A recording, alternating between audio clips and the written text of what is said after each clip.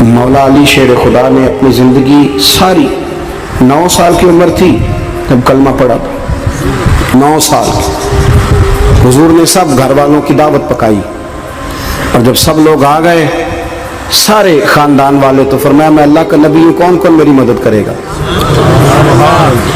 آپ کو پتہ ہے نا کہ جب مشکل وقت آتا ہے نا، یہ تو تب پتہ چلتا ہے نا ساتھ کون چلتا ہے۔ امیر آدمی ہو نا جس کے پاس 10 کروڑ روپیہ ہو اور وہ اپنے مکان کا تیسرا لینٹر ڈالنے لگے نا، تیسرا، تو سارے بڑے بڑے لوگ آ کے پوچھتے ہیں چودھری صاحب کوئی ضرورت ہوئی تو بتانا، پیسے پوچھے۔ تو غریب آدمی کی چھت گر جائے تو اسے کوئی بھی نہیں پوچھتا، بلکہ جن سے تعلق ہوتا ہے وہ بھی موبائل بند کر لیتے ہیں، وہ کہتے ہیں اس نے واپس کیسے کر دیں۔ حضرت مولا علی اس زمانے میں جب شام سون گیا سب کو، حضور نے فرمایا کون کون میرے ساتھ چلے گا؟ روٹی بھی کھا لی، گھر بھی آ گئے، صادق اور امین بھی کہہ دیا، جب کہا چلے گا کون کون؟ چپ کر گئے۔ تو حضرت علی کہتے ہیں جب میں نے حضور کے چہرے پر ذرا پریشانی دیکھی نا، یہ چلتے کیوں نہیں، تو آپ فرماتے ہیں کہ ابھی میں کھجور کھا رہا تھا، کرتا لمبا پہنا ہوا تھا، سب سے پیچھے بیٹھا تھا، اور حضرت علی کا قد بھی درمیانہ تھا۔ آپ فرماتے ہیں میں اٹھا اور کھجور ابھی میرے منہ میں تھی، جھٹپٹ میں نے اسی طرح نکال کے جیب میں ڈال، اور میں پنجوں کے بل کھڑا ہو گیا، دونوں بازو کھڑے کر کے کہا حضور یہ نہیں بولتے تو نہ بولے، انا ناصرو کا یا رسول اللہ، انا حافظو کا یا رسول اللہ۔ حضور آپ جہاں جہاں کہیں گے علی آپ کا مددگار بنے گا، دین کی مدد کرے گا، اور اگر آپ تک کوئی آئے گا تو علی آپ کی حفاظت کرے گا۔ 9 سال کی عمر میں چلے علی دین کی نوکری کے لیے، پھر بدر میں بھی پہلی صف میں، احد میں بھی پہلی صف میں، خندق میں بھی پہلی صف میں۔ ایک جنگ میں حضور نے کہا علی تو رہ جا، اس دفعہ رہ جا، تو عرض کی رو پڑے حضرت علی، دلیر آدمی تھے، رو پڑے، کہنے لگے حضور آپ مجھے بچوں اور عورتوں کے پاس چھوڑ کے جا رہے ہیں؟ حضور مجھے لے چلے، میں میدان کا زندگی ساری گزار دی، ساری زندگی گزار دی، اپنے زمانے میں آپس کا اختلاف بھی دیکھا، ساری زندگی شیر خدا نے دین کو دے دی۔ کوفے کی جامع مسجد میں 21 رمضان کو جب حضرت علی کو خنجر لگا نا، تو تاریخ میں جملہ محفوظ ہے، خنجر لگا نا جب، 9 سال کی عمر میں یاری لگائی، 63 سال عمر ہو گئی، جب خنجر لگا تو کہنے لگا فزت برب الکعبہ، مجھے رب کعبہ کی قسم آج کامیاب ہو گیا ہوں، پانی پرن سہیلیاں تے رنگا رنگ کڑے، اسی پریا اس دا جانیے جس دا توڑ چڑھے۔ کہا دیکھو بھئی میں آج کامیاب ہو گیا، میں کامیاب ہو گیا، وہ جو میں نے کہا تھا حضور میں ساتھ رہوں گا، تو لے سجنا سا توڑ نبھائی، جان دیتی راہ تیرے دے دیا، ہر چیز دین کو دے دی۔ کون سی پراپرٹی چھوڑ کے گئے پیچھے، کون سا نظام بنا کے گئے؟ امام حسن بھی شہید ہوئے، پتہ ہے آپ کو؟ امام حسن کا بھی دن منانا چاہیے کہ نہیں؟ ان کے یوم وصال پہ بھی کچھ جلسہ کر لیا کرو، بڑے ہیں امام حسین سے، ادھر سارا زمانہ چلتا ہے ادھر چل پڑتے ہو۔ حدیث میں جہاں جہاں نام آیا نا، پہلا امام حسن کا ہے، دوسرا امام حسین کا ہے، اور امام حسین کے اپنے جملے ہیں، فرماتے ہیں میرا بھائی نہیں، میرا امام بھی ہے، میرا امام بھی ہے۔ اور آپ فرمایا کرتے تھے میں نے بڑی چیزیں اس حسن سے سیکھی ہیں، جو انہوں نے سیکھا ایک بتاؤں اس میں سے؟ کچھ لوگ تھکے تھکے ہیں آپ میں سے، حالانکہ میں تو زیادہ سفر کر کے آیا ہوں، عرض کروں جو انہوں نے سیکھا ہے؟ سنو، امام حسین خود بتاتے ہیں، فرماتے ہیں کہ اب میرے بھائی نا امام حسن اپنی ایک بیوی کو طلاق دینا چاہتے تھے، اختلاف شدید ہو گیا، بات طلاق تک آ گئی، مجھے پتہ چلا تو میں پہنچا، میں نے کہا بھائی جان کیا اختلاف ہے بھابھی سے؟ سنا طلاق دینے لگے ہیں، فرمایا ہاں طلاق دے دوں گا۔ چلی گئی ہم ایک کے، فرمایا بتائیں غلطی کیا، کیوں دے رہے ہیں؟ تو امام حسن فرمانے لگے حسین آپ نے قرآن نہیں پڑھا؟ میں نے کہا جی پڑھا ہے، بتائیں۔ کہنے لگے اللہ فرماتا ہے ہن لباس لکم وانتم لباس لہن، مرد عورتوں کا لباس ہے، عورتیں مردوں کا لباس ہیں۔ فرمایا میری بیوی میں کوئی کمزوری ہوگی تو میں پردہ ڈالوں گا کہ دنیا کو بتاؤں گا؟ امام حسین کہتے ہیں میں نے اٹھ کے بھائی کا ہاتھ چوما، میں نے کہا آیت میں نے پہلے بھی پڑھی تھی، تفسیر آج سمجھ میں آئی ہے، تفسیر آج سمجھ میں آئی ہے، میرے بڑے بھائی نے سمجھائی ہے، سمجھ میں آئی۔ کہتے ہیں کچھ دنوں کے بعد امام حسن نے بیوی کو طلاق دے دی، میں پھر آیا اور میں نے کہا میرے شانوں والے بھائی آپ بھی بتا دیں کیا مسئلہ تھا؟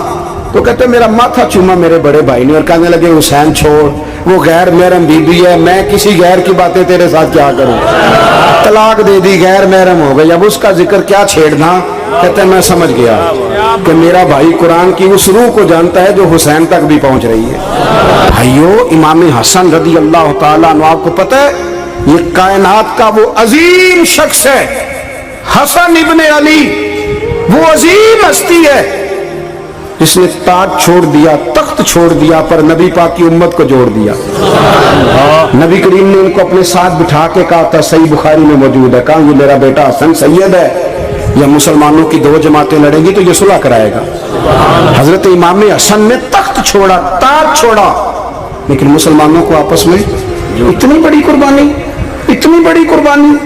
یہاں تو بھائی چھوٹا سا مسئلہ ہوتا ہے، مسجد میں اچھے بھلے امام صاحب نماز پڑھا رہے ہوتے ہیں، بچے پڑھ رہے ہوتے ہیں، اور مسجد میں تو تقریباً 15-20 چودھری اتوار مسجد میں ہوتے ہیں۔ تھوڑے پنڈ تو نہیں ہیں جی؟ چلو اللہ کا شکر ہے جی، اتنے نہیں تھوڑے نے، چلو اللہ کرے وہ بھی نال ہی رل جائیں، درویش ہی چنگی چدرا دا کی کرنا ہے۔ تو ویسے میں نے دیکھا ہے تھوڑی سی جو کسی شہر کی بڑی مسجد ہوتی ہے اس میں 15-20 چودھری ہوتے ہیں، اور مولوی صاحب کی مجبوری ہے سب کی مان کے چلنا، دو کی نہ مانے قاری صاحب، دو کی۔ اب وہ یہ نہیں دیکھیں گے کہ دین کا نقصان ہو رہا ہے، مسجد کا مسئلہ ہے، بچوں کا مسئلہ ہے، ان کو تو ذات کا مسئلہ ہے، میری نہیں مانی لیا تھا چھٹی۔ تو خدا کے بندو، ہم 2 منٹ کے لیے چدراہٹ نہیں چھوڑتے، دین کا نقصان کر دیتے ہیں۔ امام حسن نے پوری حکومت چھوڑ دی، پوری حکومت۔ اتنا بڑا سخی کم آپ کو ملے گا جو سخاوت کرے اور نبی کی امت کو بچائے صلی اللہ ہو۔ یہ بات بیان نہیں ہوتی، اکثر نہیں ہوتی، شاید پورے کربلا میں آپ نے نہ سنی ہو، اللہ ماشاءاللہ۔ اس کو سمجھے امام حسن۔ اور پھر مزے کی بات، امام حسن بھی شہید ہوئے، انہیں زہر دیا گیا، اور جب وہ شدید بیمار ہو گئے نا، زہر اثر کر گیا، تو امام حسین آئے، بڑے پریشان ہوئے، رو پڑے، کہنے لگے بھائی مجھے بتاؤ کس نے زہر دیا؟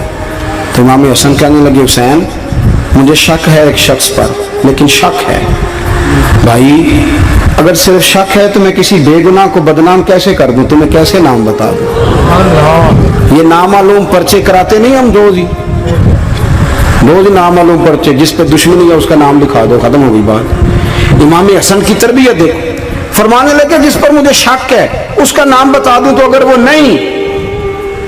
نہیں تو بے گناہ کا ذکر کیسے کر دوں؟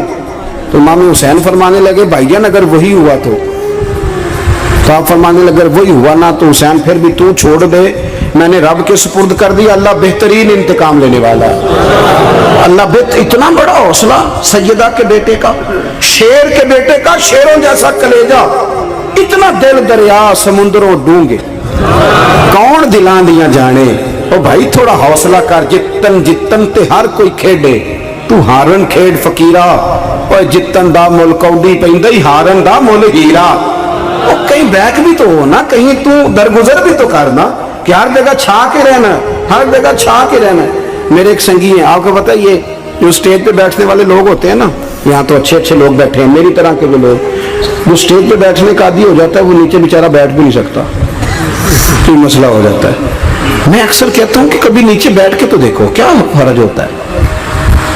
اگر کسی بندے کی کوئی شان ہے تو وہ جو سب سے پیچھے بیٹھا ہے اس کی شان ویسی کی ویسی ہے، پھر کمی آ جائے گی؟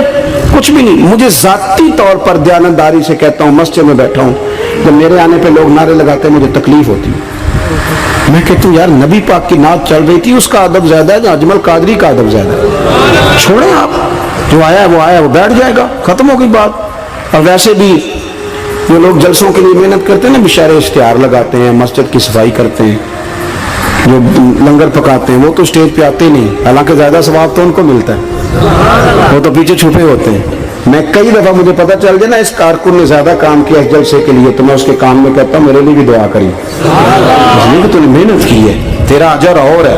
ہم تو شام سے آئے بیٹھے اور چھٹی کر گئے۔ بھائی تھوڑا پیچھے بھی دیکھے، نبی کریم کے پورے خاندان کی قربانیاں، پورے خاندان۔ دوپہر کو کھانا نہ پکا ہو تو ہمارے بچے موبائل توڑ دیتے ہیں، اور شام کو مرضی کا نہ پکا ہو تو واک آؤٹ کر جاتے ہیں، کہتے ہیں لے پیسے پھر برگر لے آئیے، میری مرضی کا نہیں پکا۔ سیدہ فرماتی ہیں میرے گھر میں مہینہ چولہا نہیں جلا، مہینہ چولہا۔ 3 روزے رکھے سیدہ فاطمہ نے، مولا علی نے، امام حسن نے، امام حسین نے، اور تینوں دن افطار کے وقت فقیر مانگنے آ گیا تو کھانا وہاں دے دیا۔ आपका क्या ख्याल है जो बेसब्रा आदमी हो वो करबला में जाके लड़ेगा? जिसको आदत ही ना हो बचपन से ठहरने की वो लड़ेगा? जो जरा जरा सी बात पे डगमगा जाता वो लड़ेगा? स्टेज पे नहीं बिठाया तो लड़ पड़े वो लड़ेगा? ओ खुदा के बंदो, बड़ा हौसला चाहिए, बड़ा ज़रफ चाहिए। इमाम अली मकाम का एक कद है, उनका एक वकार है, उनका एक हुस्न है। इमाम हुसैन रदी अल्लाह ताला अन्हु ने 25 हज किए मदीने से मक्के पैदल जाके, दोनों भाइयों ने हर रोज 10 सिपारे कुरान पाक के इमाम हुसैन पढ़ते थे। हजरत अब्दुल्ला इब्ने जुबैर कहते हैं मैं सैयदा फातिमा के बेटे हसन और हुसैन से जब भी मिला हूं दोनों भाइयों ने रोजा रखा हुआ होता था। उन्होंने अपनी जिंदगी तकवे से गुजारी, परहेजगारी और सखावत। सुभान अल्लाह। पता है सखी मालदार नहीं होता, हुजूर ने फरमाया बंदा दिल का गनी होता है। मालदार तो बंदा बनता ही तब है जब पैसे जमा करे, सखावत करने से थोड़ी मालदार बनेगा। इसलिए दरवेश कहते हैं माला वाले सखी नहीं होंगे, सखियां कुल माल नहीं होंगे। सुने बहुत बड़ी सखावत की अपनी जिंदगी में, सारी जिंदगी सखावत में गुजार दी, सारी जिंदगी। इमाम हसन ने भी, इमाम हुसैन ने जो आया दे दिया, जो आया दे दिया। हजारों दिनार आते। एक दिन एक फकीर मांगने आ गया तो इमाम हसन हुसैन दोनों थे। कहने लगा मैंने सुना बड़े लजपाल हो, गरीब हो, मेहरबानी हो जाए। फिर मैं बैठ जाओ, रिज़्क आने वाला है। थोड़ी देर गुजरी तो 3000 दिनार आए। वैसे मेरे को 3 लाख रुपया होते मसीते किन्ने देने चाहिए? मैं अपनों तो पूछना, तो पूछे ही नहीं, मैं मशवरा पे लेना। 3 लाख जो मेरे को लगे तो मसीते किन्ने देने चाहिए? तुसी जाहिर है उनको दयानतदारी वाला मशवरा ही देना है ना, जो नहीं करना जो ही दसना देना। कितना 1000 है? मैं कभी कभी प्यार से बात सुनाता हूँ। एक संगी मेरे पास आया, कहने लगा सब दुआ करो अल्लाह मैंने पैसे दे, मैं उधर राज देंगा। मैं कही अल्लाह 10 करोड़ दे, 9.5 करोड़ तेरे राज दे छड़ेगा। वो भी हसी आई है जिमें तुसी हसे हो ना। आमीन नहीं जुआ की, या चुप कर गया या कूड़न लग गया। और मैं क्या कर्मा लिया आमीन ते आग, तेन तो 50 लाख फिर भी पिया बचता सी। लेकिन असी दुआवां भी 9.5 करोड़ देने लिए तैयार, नाराज ना होना, दुआवां भी तैयार नहीं, मिजाज ही नहीं, तबीयत ही नहीं। सैयदा फातिमा ज़हरा के पास 40 ऊँट खड़े थे। एक बीबी आई, वो कहने लगी अम्मा जी ये जो ऊँट खड़े हैं ये मेरे हैं, अब बताएं मैं अल्लाह के रास्ते में दूं तो कितने दूं? सैयदा फातिमा कहने लगी एक बकरी दे दे। वो कहने लगी हुजूर अगर आपके पास 40 होते तो आप कितने देती? सैयदा फरमाने लगी मैं सारे के सारे दे देती। तेरे लिए मसला और है, मेरे लिए फतवा और है, सारे दे दे। 3000 दिनार आए इमाम हसन और हुसैन के पास। फकीर बैठा है, फकीर कहता है मेरे दिल में ख्याल था कि 5-10 दे दें तो मेरी मौज बन जाएगी, पर मुझे नहीं पता था कि इतने सखी घराने के पास आया हूं। 5-10 दे दे तो मौज बन गई। कहते इमाम हसन ने 3000 दिनार मेरी हथेली पे रखे और मेरा माथा चूम के कहने लगे यार मेरा तो ख्याल था कि तेरे इंतजार पर तुझे कुछ मिलेगा, पर ये रख ले, मुझे पता होता कि तुझे इतना मिलना है तो मैं तुझे इंतजार न कराता। जल्दी दे, खुद भीख दे, खुद ही कहे मंगते का भला हो। अपनी जिंदगी नफासत से गुजारी अहले बैत, कुर्बानी दे के गुजारी।